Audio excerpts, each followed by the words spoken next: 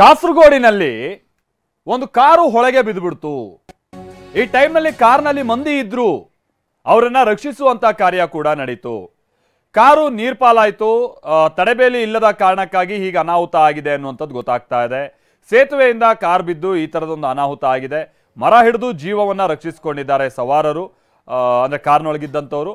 ಮಂಗಳೂರಿನ ಗಡಿಭಾಗದಲ್ಲಿ ಸಂಭವಿಸಿರುವಂತದ್ದೊಂದು ಅನಾಹುತ ಇದು. ಕಾಸರಗೋಡಿನ ಪಳ್ಳಂಜಿ ಪಾಂಡ್ಯ ರಸ್ತೆಯಲ್ಲಿ ನಡೆದಿರುವಂತಹ ಘಟನೆ.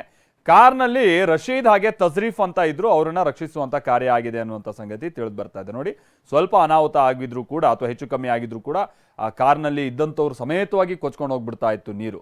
ಬಟ್ ಹೇಗೋ ಬಚಾವಾಗಿದ್ದಾರೆ ಅದೃಷ್ಟವಶಾತ್. ಆ ಕಾರ್ನಲ್ಲಿ ಇದ್ದಂಥವ್ರು ಬಹುಶಃ ಕೂಡಲೇ ಹೊರಗೆ ಬಂದು ಅಲ್ಲೇ ಒಂದು ಮರವನ್ನ ಹಿಡ್ಕೊಂಡು ಅವರು ಬದುಕುಳಿದಿದ್ದಾರೆ ಅನ್ನುವಂಥದ್ದು ಗೊತ್ತಾಗ್ತಾ ಇದೆ. ನೋಡಿ, ಇಲ್ಲಿ ಕಾರ್ ಆಲ್ಮೋಸ್ಟ್ ಮುಳುಗೋಗ್ಬಿಟ್ಟಿದೆ. ಆಮೇಲೆ ನಿಮ್ಗೆ ಒಂದು ವಿಚಾರ ಗೊತ್ತಿರಲಿ, ನೀರೊಳಗೆ ಕಾರ್ ಬೀಳ್ತಾ ಇದ್ದ ಹಾಗೆ ಆ ಡೋರನ್ನು ತೆಗಿಯೋಕೆ ಸಾಧ್ಯ ಆಗಲ್ಲ.